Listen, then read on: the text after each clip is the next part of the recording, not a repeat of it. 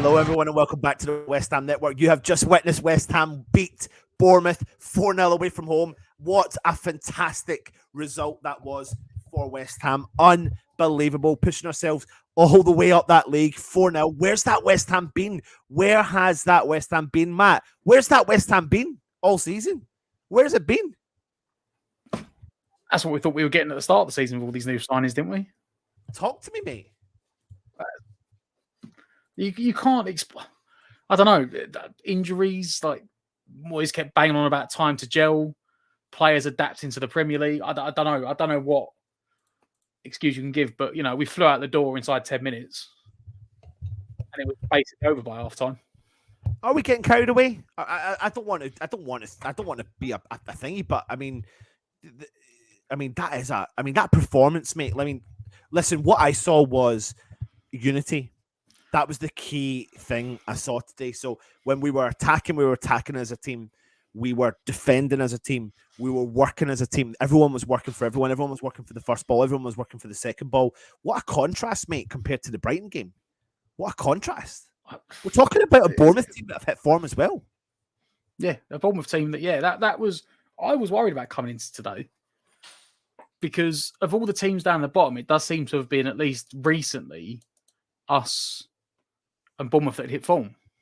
Yep. And Bournemouth have pulled off some big wins. Don't forget, I mean, in the last 4 weeks, they beat Liverpool at home and they won away at Tottenham. Yeah. They've won big games. So they were in form, we were in form. You always know the stereotypical, cynical, the first goal's key. And to get it inside 5 minutes, really then it set the tone of the game because it meant we could be the team that sat back and they had to attack. Yeah, it really was. It's two teams that both play the same way and that they both teams prefer the opposition to have the ball. Yeah. But obviously, when you're trailing a game, you can't you can't sit back trailing. No, you can't. That being said, as well, I don't think Bournemouth are going to be happy. I think if you look at all 4 goals, the defending on all 4 goals, like the marking was atrocious. Yeah. West Ham, for once, how many games we sat at this season? I think the one I keep thinking back is like Leicester at home. How many chances did we had, and we just didn't hit the target? Yeah, no, you're right. Today, it was like when we got them chances, we took them. Yeah, and I think that's the big difference, obviously, between earlier in the season compared to, the last couple of games. Really, essentially, we've picked up a little bit of form. We've backed up the Arsenal performance with a fantastic, over-the-top, crazy victory against Ghent, and then backed it up again in the Premier League when we've needed to the most. He stuck with the trio of midfielders in the middle of the park: Paqueta, Declan Rice, and Souček. You can't really say or fault any of them, to be honest, can you, Matt? Today, no, you really couldn't. I think we're finally seeing, should we say, like the proper Paqueta. Mm-hmm. Like it's taken him 6-7 months to adjust to the Premier League, but in the last maybe month, us and certainly Moyes, he's starting to see what he's more about. I think we're no longer playing with the 2 holding players and the 1 attacking player. Yeah, it does seem to be more like now that Rice is sitting. And Souček and Paqueta are both allowed to get up and down. And that's where you're seeing the most out of Paqueta now, is that he's allowed to go and put his foot in, but then he's also allowed to go and get further up the pitch and link up with the wingers and the attackers and put in some really good passes and link up play. And the goal today, Yeah, you don't often expect to see a Brazilian steaming in at the back post to jump over the top of the centre back and score. But also, you don't expect this kind of the Brazilian that we expected to bring in, Paqueta, doing the defensive duties that he done. Mate, he won 60% of his ground duels today. He won 60% of his ground duels. He won 50% of his aerial duels. He was fouled several times. He put in 5 tackles. He had 1 interception, 1 clearance, 1 block shot, 2 key passes. He was 100% accurate in his long balls today. He had 87% pass completion rate. He was the player that touched the ball the most out of those trio of midfielders. He said that, Declan Rice touched the ball 57 times, Thomas Souček 41 times, Lucas Paqueta 61 times. and bagged himself a goal as well. And like you said, mate, at the back post with his head when nobody expected it.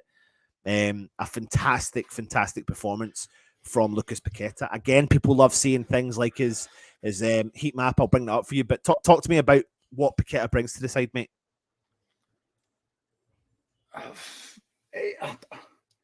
As you said, as well as the defensive stuff, like, you don't expect a Brazilian to be one that loves to get stuck in. But you know what? He is a bit of a hothead. Like, sometimes I look at him and I think when he's been booked, I think, we actually might need to put him off, because if anyone's going to get sent off, it's probably going to be him. Yeah. But then when you get him in the final third of the pitch, he has a calmness and intelligence that I don't think anyone else in the team actually has. Yeah. Like, his vision on the ball, his passing ability, and you can pass the ball into him at the corner flag with 3 players around him. Yeah. And he'll somehow contrive to pull off like some sort of side or back flick out from the 3 players and put like the fullback in. It's taken him. I'd say it's probably taken him a little while to adjust, to learn the players and learn the league. But you've seen like later in this game and the Ghent game especially. But look at that, mate. He's playing. What's his centre mid, and he spent most of his time on the attacking wings, linking up with the wingers. Yeah, but you can see, look, tracking back down the middle of the pitch, helping to cover the fullbacks. It's almost like now Moyes has maybe given him that free roll. Yeah. Moyes has said, go, which is what it's what Moyes should have been doing from the start. When they signed him, they should have just said, I'd still probably say Downs over Souček, but you can't knock what Souček's doing at the moment, so you can't fault Moyes for picking him again. But you'd say have Deck and someone else sitting as a 2, and then let Paqueta go and do what he wants, because you see there, floats all over the pitch, has an impact. Even just like little 5-yard passes, but he'll thread it through the lines to link someone up, or he'll drop and make space for someone else. He seems to thrive under pressure. He really seems to thrive under pressure. When there's players on him, he knows how to ride tackles. He knows how to hold off a kind of opposition midfielder. Obviously, he likes a little flick here, there, and everywhere, but he's really effective at what he does, and he's really grown into this position at West Ham. Finally, we're playing him in his right position, and he's built up such a nice partnership with his counterpart, Declan Rice. I mean, listen, another fantastic performance from Deckers again today, who played the full 90 minutes, 57 touches, 88% pass completion rate. He won 50% of his ground duels. He only lost possession 7 times, 2 interceptions, 4 tackles as well. 1 shot blocked, 1 shot on target, and obviously banged in a fantastic goal to round off his afternoon. Declan Rice hitting form, banging in a couple of goals in quick succession. Maybe Souness and Roy Keane can stop moaning. Yeah. Doesn't score enough goals, does he? No. Not at all. 2 goals in a week, Yeah, just like that. And that's something as well, players hitting form at the right time is something that we have been desperately crying out for this season, haven't we? That again was our problem at the start of the season. We never really got any sort of form going. We'd like win 1 game, maybe draw, but then you go and lose a couple, and then you get that 1 win. It's only really in the last month, like I said, we've started getting top results. Maybe ever since the Southampton game, maybe it was like the must-win game. Yeah. Then we lost to Newcastle. Then it was like the Fulham must-win game. Yeah. I want to give a massive shout out though to the player that always has been in for a lot of criticism this season, including from myself and probably yourself and really every West Ham fan, and that's Tommy Souček, mate. 90 minutes today, 41 touches, 68% pass completion rate, 2 key passes. But this is the ones I'm really interested about. He won nearly all of his aerial duels, nearly won all of his ground duels. He only lost possession 8 times today, but he made 4 clearances, 3 interceptions, 2 tackles. Was fouled quite a lot in the park. Effective, intercepting the ball quite a lot, getting a touch on the ball, breaking up the play. That is the key element to why Declan Rice and Paqueta probably get a lot of the freedom. And I think you see that unity between the 3 of them. You see, when you see the interview last week after the Ghent game, you've seen the laughs that Declan Rice and Tommy Souček were having. You kind of feel like they kind of rely heavily on him being there, his presence. And I think they really enjoy that presence. A good analogy of Souček or not? Souček, respectfully, is a very simple player. Like, almost like Mark Noble. You knew what you're going to get when he plays. But for some reason, Moyes has spent 18 months deciding that Dek was going to be the box-to-box player and Souček was going to be the sitting player. But Souček can't sit, and he was never signed to sit. He was signed to come in and replace the legs of Noble because Dek was the one that sat. And, for large parts of this season, again, the only time we seem to see the best of Souček is when either Dek decides or Moyes tells Dek, no, you need to sit. You be the guy that sits. Yes, if there's like a counter-attack and you've won the ball back like at Ghent and there's room to just drive. But if we've got our backs to the wall, don't just go off running and pressing. Don't leave Souček sit in the middle. It's your job. And lo and behold, since they've gone back to Dek sits and Souček can roam, you're getting the best out of him again. Absolutely, mate. 6 points off Chelsea from GP. We're 5 points and 5 goal difference behind Chelsea. Hammers Gary says it's no coincidence that Moyes stopped this 5 at the back nonsense and now we look like a proper team. Let's bring in Vladimir Coufal to the equation, mate. The resurgence that this player's had in his West Ham shirt has been nothing but fantastic, really, hasn't it? I mean, I for one again thought his legs were gone, and I thought we were going to have to look at the transition of moving him out, and there's no other player really that could step into his shoes right now, and it's his position to lose, and you'd have to really have shit games 10 by the dozen to be able to get removed from that position. What about the resurgence from him? I'm sure he must have had like a knock or an injury or something, but he, but both the Czech boys, they're old school. It's you just, if the team needs you to play, you play. And unfortunately, it's probably been to his detriment for a long part of the season. Coufal, where he's looked leggy, he's not been as snappy, he's not been as quick. And then he had the injury, and then eventually we've just gone, you know what, we have to go and sort it. So we had to do with Kira and Johnson, but he was allowed to go and actually get over the injury, and now he's come back.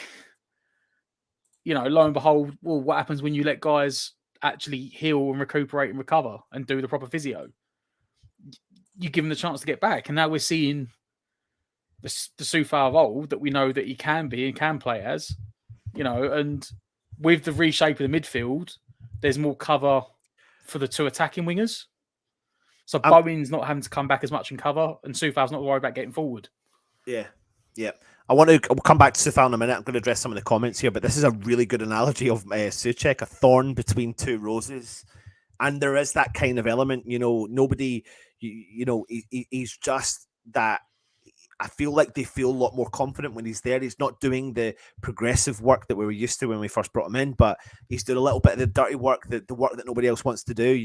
If you had to ask Declan Rice and Tommy Souček to go and do Paqueta to go and do that might have a negative impact in the game. But I'm not trying to blow trumpet, but I've got to give him credit where credit's due. I think Tommy Souček has had a resurgence also back in, like you said, mate, the Czech duo as well. Matt is spot on. Souček is probably a bit more skilled with goal scoring, but very similar. Where's this performance been missing for most of the season? Not more than overjoyed. Keep this going. I'm a very happy Hammer. Coufal, we're just talking about him there. Let me give you his stats for the game. He played 83 minutes. I mean, that's do you know what? That shows you how important that Coufal is when he gets brought off to protect him for the game in the week, isn't it? I mean, Tilo Kira comes on, replaces him late on. Not even late on. 10 minutes to go. 10 minutes to go. A huge compliment for Coufal. Yeah, job's done. You've done your job, Vlad. Job's done. Yeah. Have a rest. We need you for Wednesday. 83 minutes. He gets 1 assist. 2 of our fullbacks get an assist. 5 clearances, 1 interception, 2 tackles. He wins 80%, 90% of his ground duels. He wins 100% of his aerial duels. He only lost possession 8 times. He had 46 touches, 77% pass completion rate, 1 key pass, 100% accurate on his long balls. His crosses, and 50% on his long balls as well. So a fantastic performance from the Czech duo today. Defensively, I thought we played a lot better. We've walked away with a clean sheet. Let's not take anything away from that as well. We scored 4 goals. Should have been 5. Unfortunate for Cornet. Disappointed for him not to get on a score sheet come the end. But the clean sheet is equally important, isn't it, Matt, for West Ham? Yeah, it's just not just for the goal difference, because we sort of clawed back the deficit from the Newcastle spanking the other week, but it just gives the defence a bit more confidence, a bit more belief, and you need everyone in your team to be happy and pulling the same way. And if you're winning every game 4-3, yeah, all the attackers might be happy, but if the defenders are shipping goals every week, then whether you're winning or not, they're not going to be entirely happy, because you might get your goal scoring bonus, but they're not getting their clean sheet bonus. So just being able to actually keep a clean sheet is just it's momentum to build on for the defenders. Yeah, it really is. It really is. I mean, Creswell again. I mean, right now you're getting a little bit of a chop and changing when that left back position. 1 minute it's Creswell, 1 minute it's Emerson. But in the last couple of weeks, you can't really fault either of them, to be honest, can you? Emerson is probably the faster, more attacking fullback. Creswell's probably better defensively and has got a better delivery, you'd probably say. But you are now in the back end of the season where players that have been playing all season are getting a bit more leggy now. They're not just as quick as they normally are. They're not got that, little bit of explosiveness. So probably playing the back end of the season probably suits Creswell better. Yeah. Because say that again. Players are just that little bit. Players are just coming in. They're not quite 100% fit now. A lot of players probably looking at like 90% fit, so they're not just that extra little bit.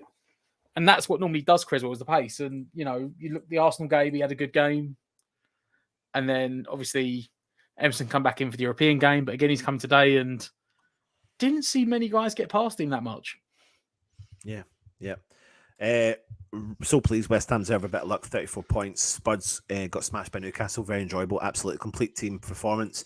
Fornals for that goal. I mean, if you haven't seen it, you'll see it in the match today. So make sure you do watch it.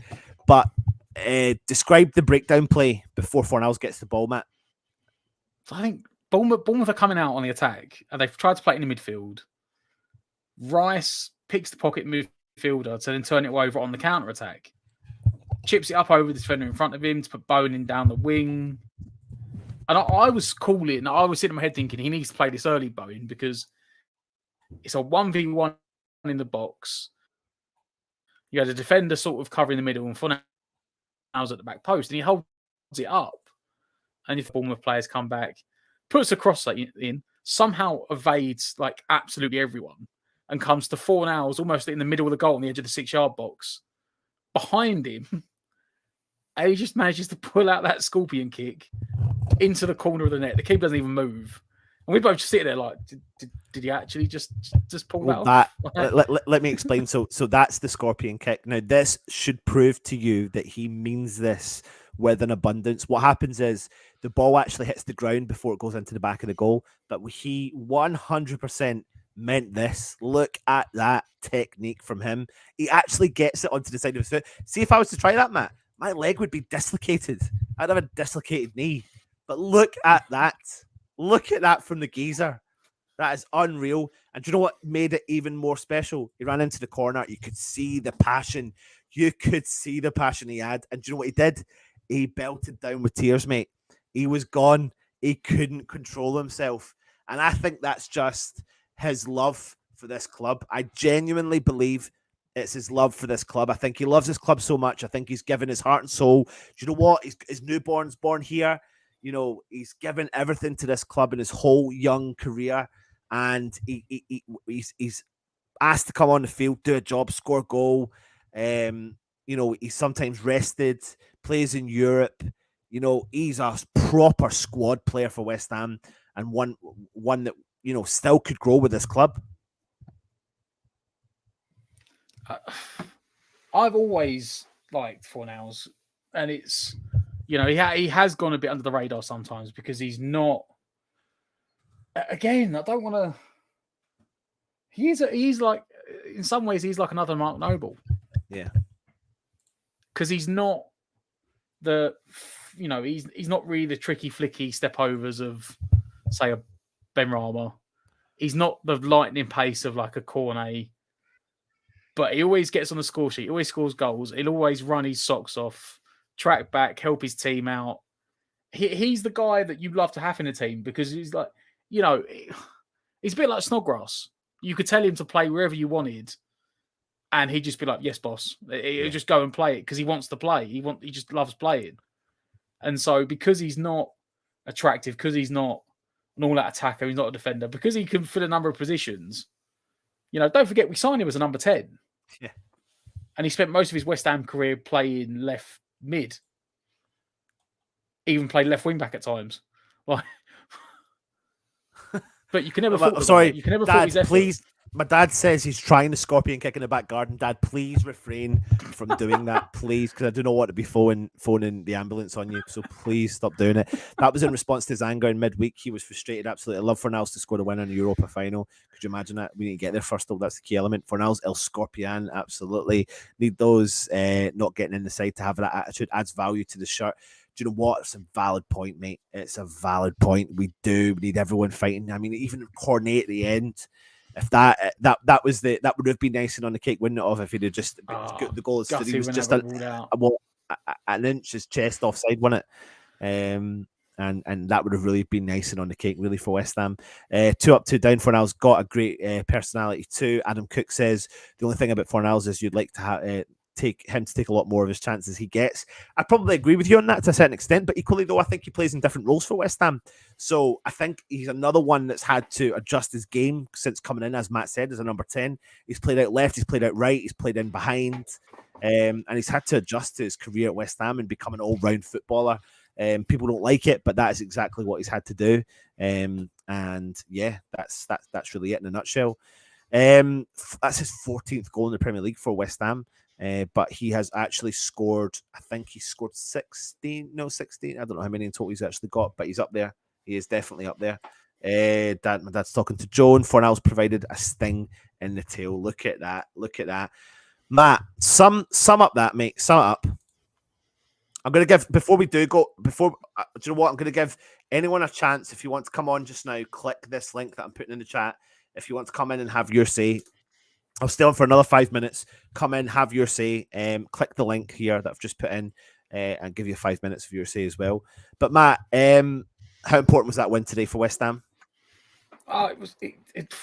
Excuse the pun, it was massive. Like, it was a massive result. If you think, I was talking to my West Ham mate at work, we were saying, like you said, we got the Palace game, but I think around the Palace game is Liverpool, Man United, Man City. And then we finish the season like Leicester and Leeds, or Leeds-Leicester. Yeah. There is a Brentford game in there somewhere as well. And we were like, we need to beat Bournemouth on Sunday so that you're going into them big games against the games against the big teams with the pressure off. Because after this, you probably want 3 points. Yeah. 37 points with our goal difference is basically 38 points. The teams are down there because they're not really winning games. I generally can't see teams down the bottom winning that many more games, especially as so many teams down the bottom are still got to play each other.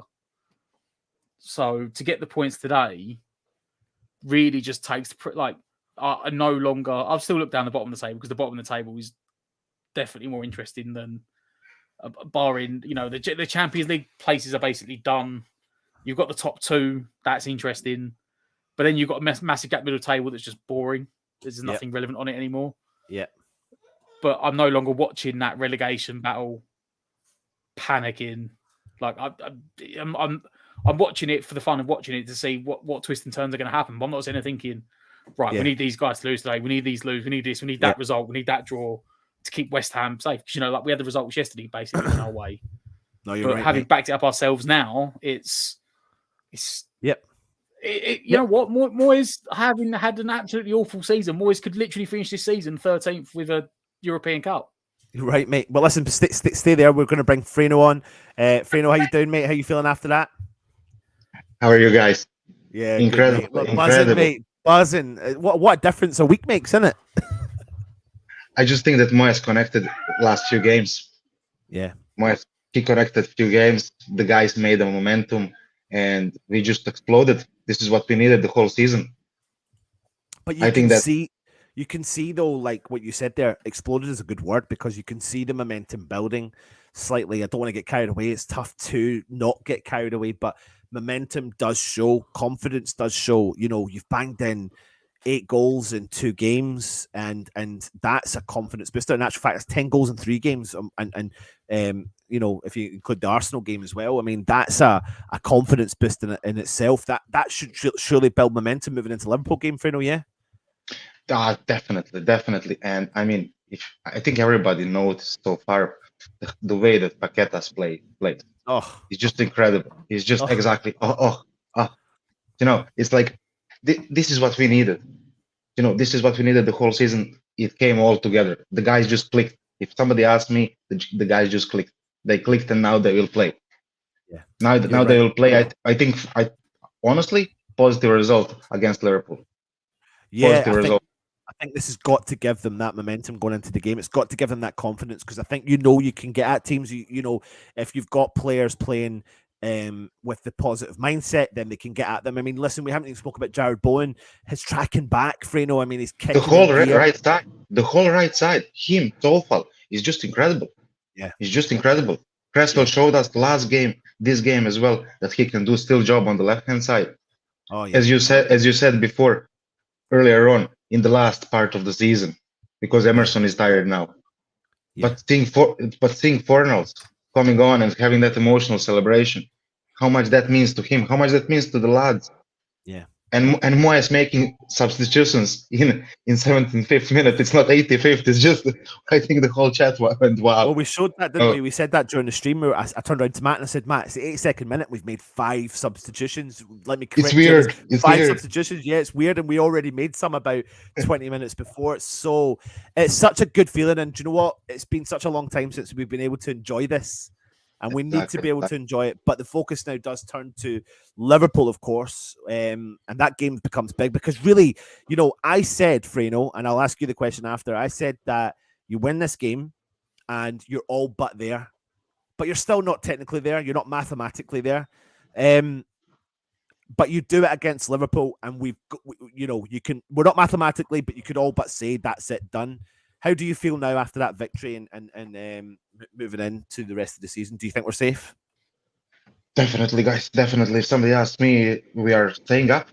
Now, I'm 98% that we're gonna win the Conference League as well. And now the only one question that stays with all of us, and will Moyes stay? Yeah. Because if we win the Conference League, if we continue play that we played last few matches, which we will definitely, the lads are there, they're ready. Will Rice stay?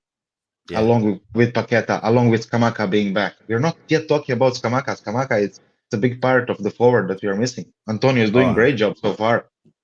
Yeah, and I think that's the positive thing as well, is, you know, we've got Antonio kicking back into gear as well. We've got players. If you'd have said to us earlier in the season, what's going wrong with West Ham? Well, players that were in form haven't been in form, have started to show a little bit of form. Tommy Soucek, Jared Bowen, Antonio at the right time. Mix that up with some new signings into the mix who are starting to play well. Paqueta, I mean, the guy's mustard. The guy's mustard, isn't he? You said it when you came on. I'm going to say it like this. I played Football Manager, guys, and he's one of the world's best. Love it, mate. So we all know it. Yeah. Anyways, guys, it's been a pleasure. It's been a pleasure coming again onto the show. You're doing a great job, guys. Love listening to you, love watching you, love talking to you guys as well. I love when you come up, you know. Yeah, thank you very much for the support. As per usual, you're a total legend. As always, guys, we know it, yeah? Yeah, absolutely. Cheers for that, Freno. Take it easy, mate. Thank you. Come on, your irons, mate. Come on, your irons. Matt, I mean, I don't think we can finish it off any better ourselves, to be honest. Matt, I'm going to hand you a final word over to you, mate. Go on. West Ham are back. West Ham are back. That is it. That is the statement, mate. West Ham are back. Late season push for the top 10. Oh, could you imagine? Oh, my word. Oh, my days. Oh, my days. Right, everyone, it's been an absolute pleasure having you join me and Matt and Russ for the Matchday Live. Hope you have enjoyed it. Go and enjoy your Sunday. I'm not going to hold you any longer. Wait for Match of the Day, because I will watch Match of the Day later on again, as we all will, as we prepare ourselves. And we need to support the young lads at the Emirates. So I have a ticket. But I've got the dentist on Monday, so I need to see what's happening tomorrow. And then if everything goes okay, I will be coming down on the train, coming down to the game for the Youth Academy as well. We'll be giving you some content ahead of that, as well as the game coming up for Liverpool. Anyway, we'll keep you in check with that. But thanks for watching. Enjoy the victory. 4-0 West Ham against Bournemouth. Who'd have thought it? Not many people, but we've done the job. Come on, you Irons. Oh, hold on a minute. I haven't done the Premier League table. Let me bring this up for you. There you go. That's the current standings. There you go. For anyone that wants to know, this is the current standings at the bottom of the league. You've got West Ham sitting there nicely in 13th place on goal difference ahead of Wolves. But look at the difference between West Ham and Wolves. Matt, huge. 9 goals. Next one close to us is Leicester City with 4 goals as well. So we need to keep that momentum up. Anyway, thanks for watching, everyone. Stay safe. And, of course, come on, you Irons. Yeah.